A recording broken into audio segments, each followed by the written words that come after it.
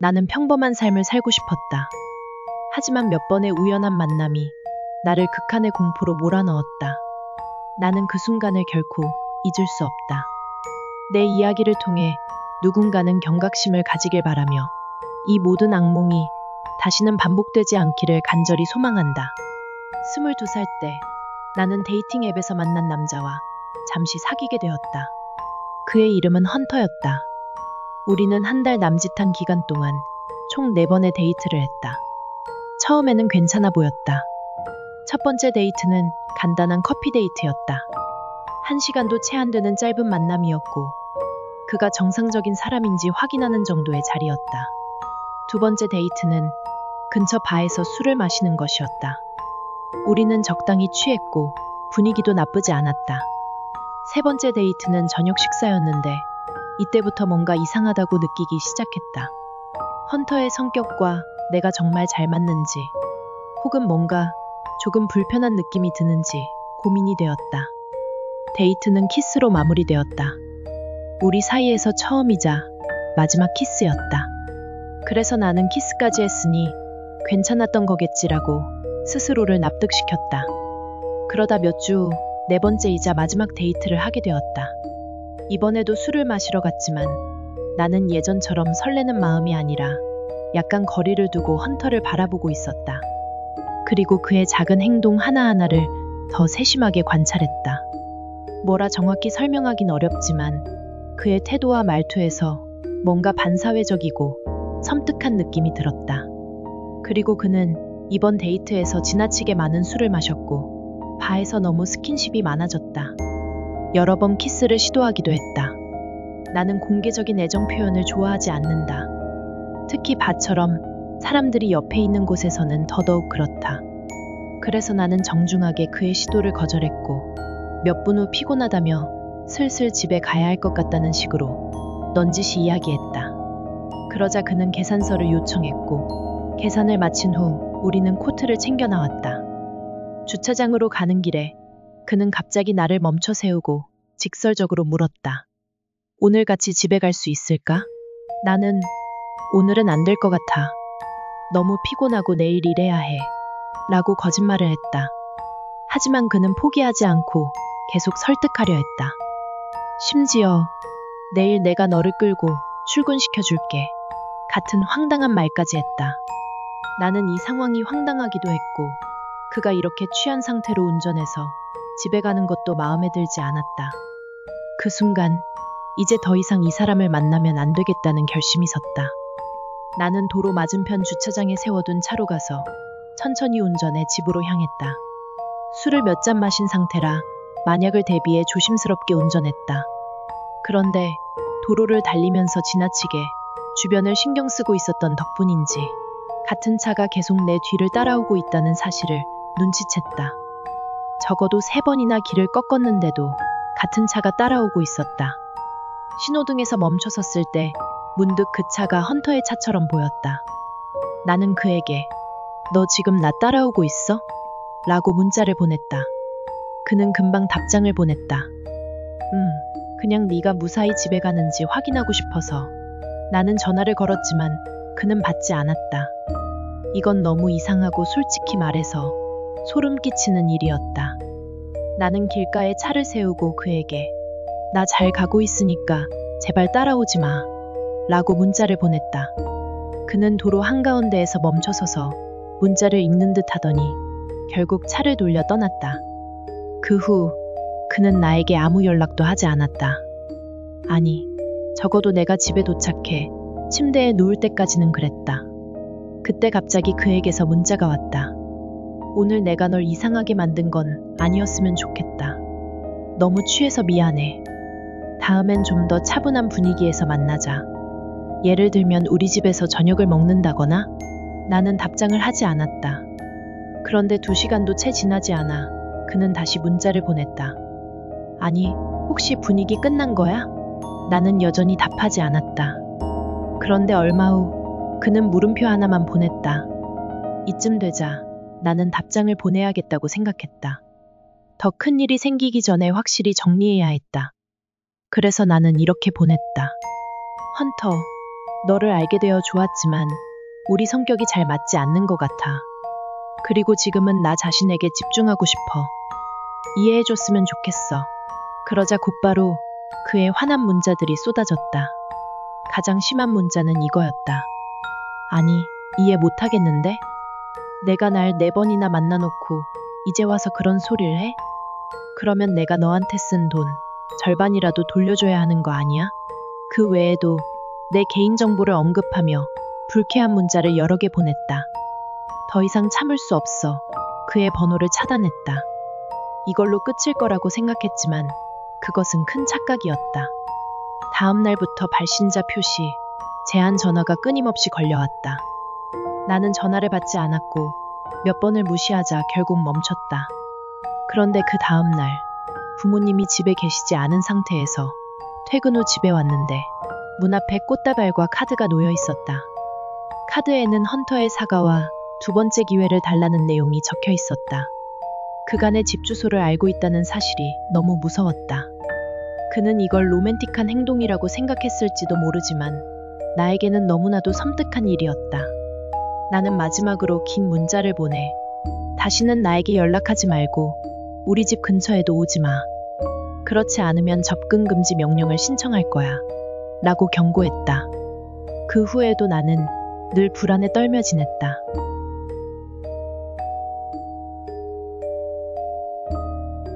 내가 6학년 때 일이다. 이 모든 일은 할로윈 주간에 시작되었고 나는 학교 할로윈 카니발의 유령의 집을 꾸미는 것을 돕기 위해 방과 후에도 학교에 남아있곤 했다. 친구들과 함께 장난도 치면서 꾸미는 일을 도왔고 그 보상으로 피자를 받을 수 있어서 꽤 즐거운 시간이었다. 내 친구들 외에도 또 다른 한 명의 아이가 방과 후에 남아있곤 했는데 그 아이를 크리스라고 부르겠다. 우리는 방과 후에 함께 있는 동안 내내 잘 지냈고 그는 단 한 번도 나를 불편하게 만들지 않았다. 크리스는 진심으로 재미있고 멋진 아이였다. 그런데 시간이 흘러 2주가 지난 어느 날 같은 학년 여자아이들이 나에게 다가와서는 흥분한 듯한 표정으로 환한 미소를 지으며 말했다. 내가 무슨 일인지 물었더니 내게 비밀스러운 짝사랑 상대가 있으며 그가 오늘 밤 나에게 문자를 보낼 것이라는 것이었다. 솔직히 말해서 나는 기대되지 않았다면 거짓말일 것이다. 적어도 호기심은 생겼다. 대체 누굴까? 그날 밤 나는 잠들 준비를 하고 있었다. 그러다 메신저 알림이 왔다. 당시 내가 가지고 있던 유일한 앱이었고 부모님이 집에 안 계실 때 연락하기 위해서만 사용하던 앱이었다. 메시지는 크리스에게서 온 것이었다. 나는 그를 할로윈 때 페이스북에 추가했던 것을 완전히 잊고 있었다. 나는 메시지를 열었다. 마야, 너랑 얘기 좀 해야 해. 나는 걱정스러운 마음에 바로 답장을 보냈다. 응, 무슨 일이야? 괜찮아? 지금도 후회되는 순간이다. 대답하지 말았어야 했다. 크리스가 타이핑하는 말풍선이 나타났고 2분 가까이 계속해서 타이핑 중이었다. 시간이 영원처럼 느껴졌다. 그리고 마침내 메시지가 도착했다. 나는 전혀 예상하지 못한 말을 받았다. 길고 긴 문장에서 그는 나를 좋아한다고 고백했다. 할로윈 이후로 나에게 미쳐가고 있다고 말했다.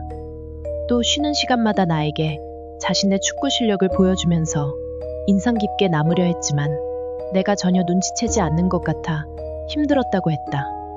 그는 더 이상 무시당하는 것이 지쳤다고 말하며 마지막으로 이렇게 적었다. 난 네가 날 좀 알아줬으면 해. 그래서 하고 싶은 말은 내 여자친구가 되어줄래? 나는 읽을 때마다 몸서리쳤다. 나는 오랫동안 그 메시지를 바라봤다. 뭐라고? 나는 이 아이를 거의 알지도 못하고 오히려 예전보다 멀어진 사이였다. 나는 그의 기분을 상하게 하지 않으면서 거절할 방법을 고민했다. 그래서 조심스럽게 말했다.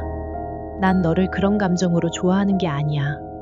그냥 친구로 지내고 싶어. 하지만 그는 이 답변이 전혀 마음에 들지 않는 것 같았다. 그는 계속해서 왜 그러냐고 물었고 나는 매번 이유를 생각해 대답해야 했다. 그러다가 결국 그는 답장을 멈췄다. 다음 날 아침, 나에게는 악몽 같은 하루가 시작되었다. 크리스의 친구들이 나에게 계속 와서 말했다. 크리스가 나에게 키스하고 싶다고 했고 우리 학년 전체에게 그 말을 했다는 것이었다.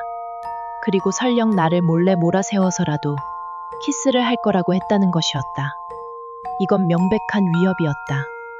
나는 선생님께 이 사실을 알렸다. 선생님은 나에게 쉬는 시간과 점심시간 동안 교실에 있으라고 하셨고 크리스가 내게 다가오면 곧바로 교실로 뛰어오라고 하셨다. 하지만 이 조치만으로는 부족했다. 나는 교장 선생님께 직접 신고했다. 교장 선생님은 즉시 조치를 취하겠다고 말씀하셨고 나는 조금이나마 안도했다. 하지만 내 악몽은 거기서 끝나지 않았다. 나는 학교 바로 맞은편에 살고 있었고 학년 전체가 이 사실을 알고 있었다. 물론 크리스도 알고 있었다. 그리고 며칠 후 충격적인 일이 벌어졌다. 그날도 학교가 끝난 후 집으로 걸어갔다. 집에 도착한 지 채 2분도 되지 않아 누군가 문을 두드렸다. 나는 창문 너머를 슬쩍 내다봤다. 그리고 누군가가 길가에 주차된 차 뒤로 황급히 몸을 숨기는 것을 보았다. 크리스였다. 그는 나를 따라온 것이 분명했다. 엄마가 문을 열었을 때 바닥에 종이 한 장이 놓여 있었다. 예상대로 그것은 나에게 온 편지였다. 나는 편지를 소리내어 읽었다. 깜짝 선물이 있어. 내 차고에 있는 캐딜락 밑을 확인해봐. 당시 그 차는 내 오빠의 것이었다. 나는 오빠의 차 밑을 확인하러 갔다. 하지만 거기엔 아무것도 없었다. 그런데 그날 이후로 오빠의 캐딜락이 더 이상 작동하지 않았다. 아직도 크리스가 차에 무슨 짓을 했는지 모른다. 하지만 결국 오빠는 그 차를 팔아야 했다. 그리고도 괴롭힘은 멈추지 않았다. 크리스의 친구들이 나를 계속 찾아와 한 번만 기회를 줘. 그는 널 잘 대해줄 거야. 라는 말을 했다. 어느 날 나는 집으로 걸어가고 있었다. 그런데 뒤에서 아주 미세한 찰칵 소리가 들렸다. 돌아보자 크리스가 내 사진을 찍고 있었다. 대체 얼마나 많은 사진을 찍어왔는지 모른다. 매일 아침이면 그에게 메시지가 왔다.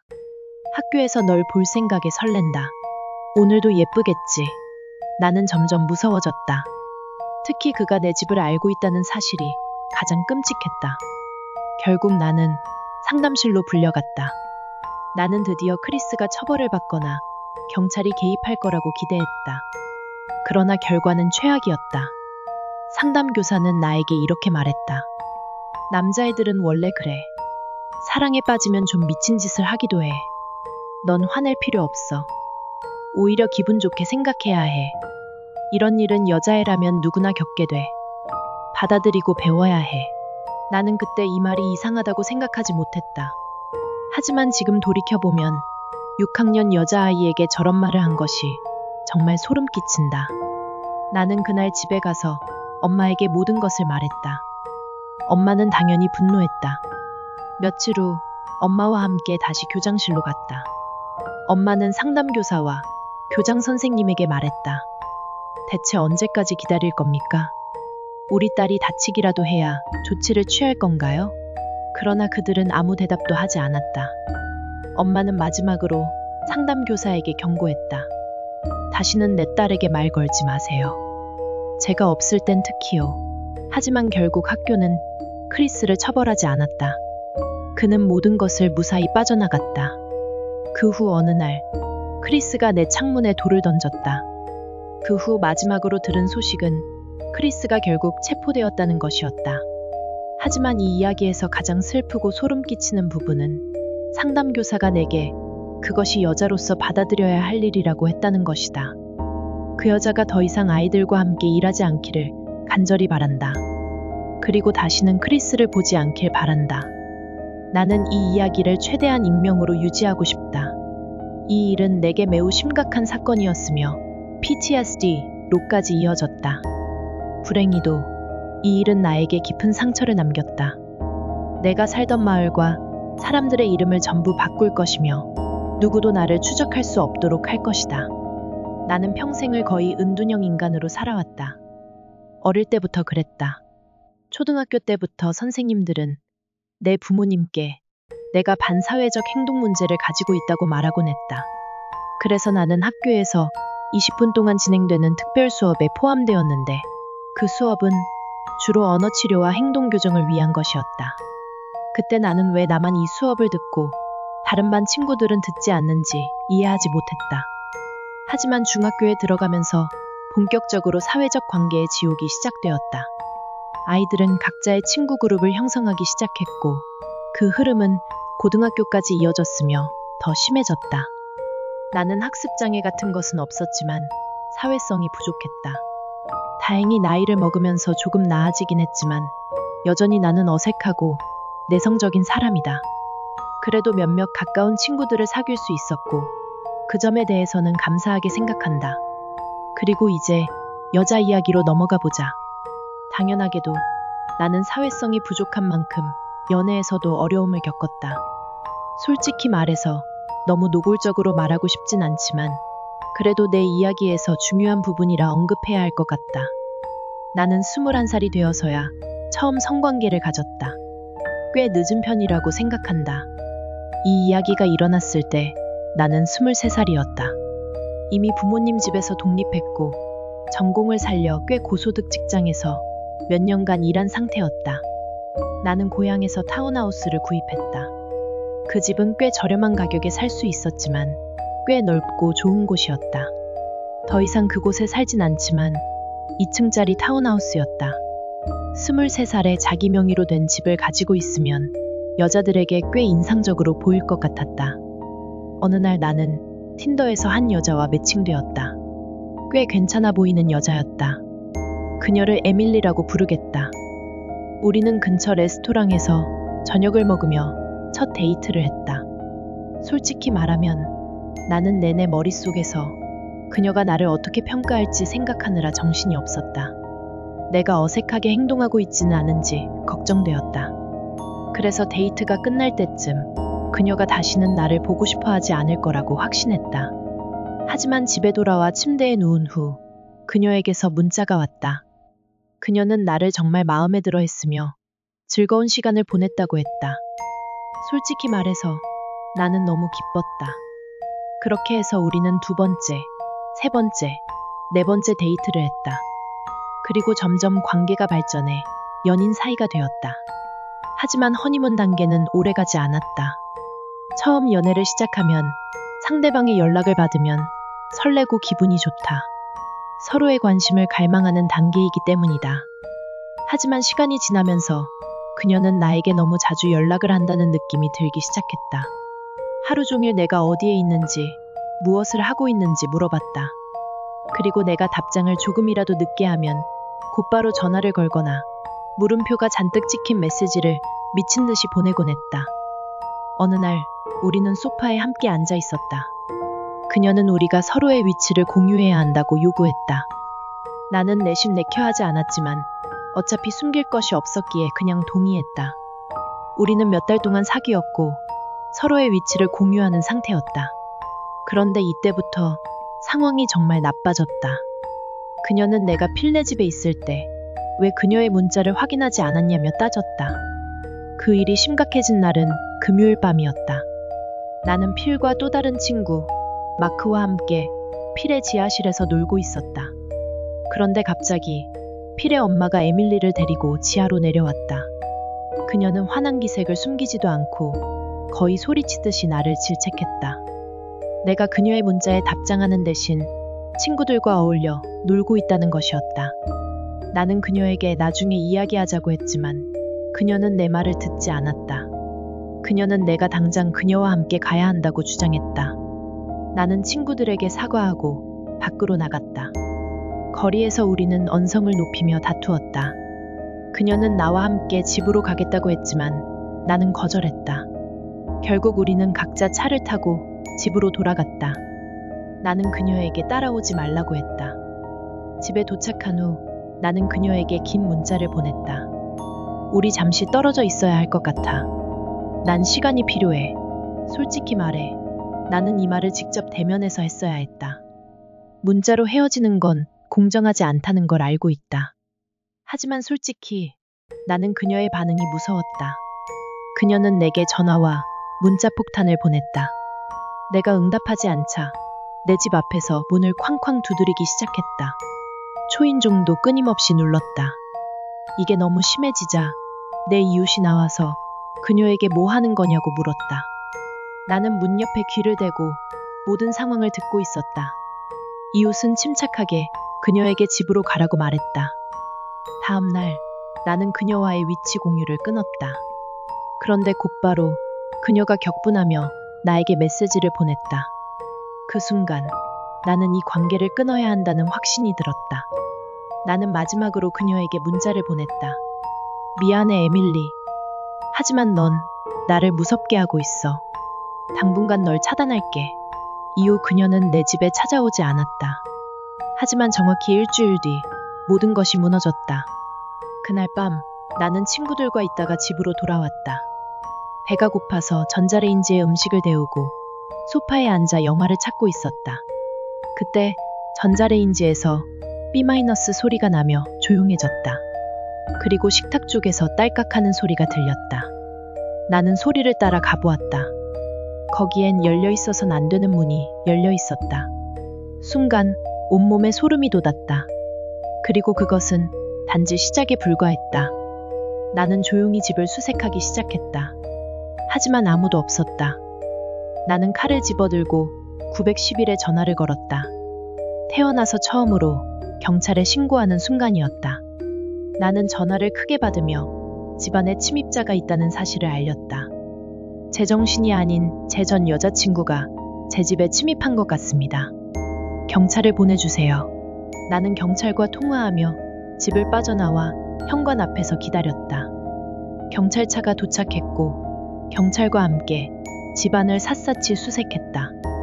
우리는 벽장, 침대 밑, 소파 밑, 심지어 작은 다락방까지 확인했지만 아무도 없었다. 경찰은 다시 이상한 소리가 들리면 바로 신고하세요. 라고 말하며 떠났다. 나는 이상한 기분을 떨쳐버릴 수 없었지만 더 이상 할 수 있는 일이 없었다. 나는 침실로 올라가 문을 잠그고 멜라토닌을 먹고 잠을 청했다. 그러나 깊이 잠들지 못했다. 휴대전화의 진동 소리로 깨어났는데 메시지가 여러 개 와 있었다. 번호를 보니 차단했던 에밀리였다. 그녀는 길고 긴 메시지를 남겼다. 정말 미안해. 우리 이야기 좀 해. 제발 내일 만나서 얘기하자. 그녀는 계속해서 깨어 있어? 일어나. 같은 문자를 보냈다. 일어나. 라는 메시지만 8번이나 보냈다. 하지만 그녀는 전화는 하지 않았다.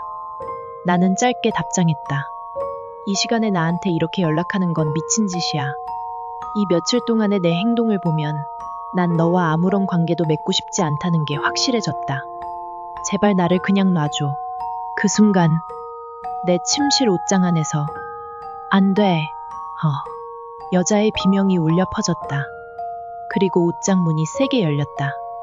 나는 생각할 겨를도 없이 침대에서 뛰쳐나가 침실 문을 열고 도망쳤다. 그 문은 잠겨 있었던 게 분명했는데 언제 풀린 건지 알 수 없었다. 나는 문을 힘껏 닫고 밀어붙이며 그녀가 열지 못하도록 버텼다. 그런데 갑자기 퍽, 퍽, 퍽 날카로운 금속이 나무를 찌르는 소리가 들렸다. 그녀는 칼로 문을 찌르고 있었다. 나는 소리를 지르며 말했다. 베이비, 제발. 나 너 사랑해. 멈춰. 그 순간 그녀는 멈췄다. 나는 침착한 목소리로 말했다. 나 지금 힘든 시기를 겪고 있었어. 하지만 난 널 사랑해. 우리는 다시 함께할 수 있어. 그녀의 목소리는 여전히 불안정했지만 감정이 가라앉는 듯했다. 그 말만 듣고 싶었어. 왜 진작 솔직하게 말하지 않았어? 나는 말했다. 문을 열고 싶어. 하지만 네가 칼을 내려놔야 해. 그녀는 알겠어. 라고 했고 나는 칼이 방 건너편으로 떨어지는 소리를 들었다. 그 순간 나는 문을 열고 그녀를 힘껏 밀어 넘어뜨렸다. 그녀는 비명을 지르며 나와 몸싸움을 벌였다. 나는 그녀를 제압한 채 911에 전화를 걸어 집 주소를 다시 외쳤다. 그렇게 그녀를 바닥에 눌러놓고 있는 동안 경찰차들이 도착했다. 그들은 문을 발로 차고 들어와 순식간에 그녀를 체포했다. 그녀는 울부짖으며 경찰에게 매달렸다. 나는 충격과 공포로 굳어버린 채 그 장면을 지켜보았다. 이 사건은 내 인생에서 가장 끔찍한 밤이었다. 그녀는 법적으로 심각한 범죄 혐의로 유죄 판결을 받았고 지금은 복역 중이다. 하지만 나는 여전히 이 트라우마를 안고 살아가고 있다. 이 일이 평생 나를 따라다닐 것 같다는 두려움을 떨칠 수 없다. 이 사건은 내 인생에서 가장 끔찍한 밤이었다. 그녀는 결국 체포되었고 지금은 중범죄로 복역 중이다. 하지만 나는 여전히 이 일이 평생 나를 따라다닐 것 같다는 두려움을 떨칠 수 없다.